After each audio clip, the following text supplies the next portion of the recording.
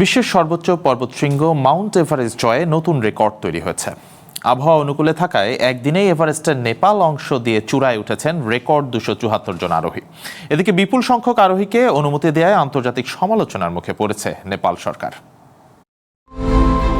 বিশ্বের সর্বোচ্চ পর্বতশৃঙ্গ মাউন্ট এভারেস্ট জয়ে নতুন এক রেকর্ড সৃষ্টি হয়েছে। আবহাওয়া অনুকূলে থাকায় গেল বুধবার একদিনে মাউন্ট এভারেস্টের দক্ষিণ দিক অর্থাৎ নেপাল অংশ দিয়ে চূড়ায় উঠেছেন রেকর্ড 274 জন আরোহী।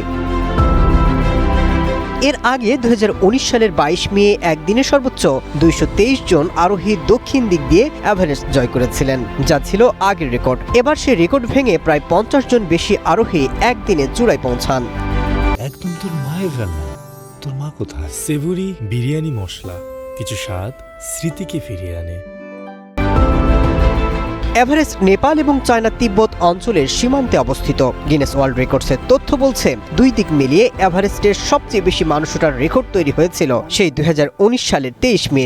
সেদিন মোট 354 জন পর্বতারোহী একসাথে চূড়ায় পৌঁছান। তবে চায়না কর্তৃপক্ষ এবার তাদের পথে পর্বতারোহণের অনুমতি দেয়নি। বিপুল সংখ্যক পর্বতারোহীকে অনুমতি দেওয়ার কারণে নেপাল দীর্ঘদিন ধরে সমালোচনার মুখে। এভারেস্টে আরোহণের অনুমতি বা পারমিট ফি বাবদ নেপাল সরকারের আয় হয়ে থাকে প্রায় 100 কোটি রুপি।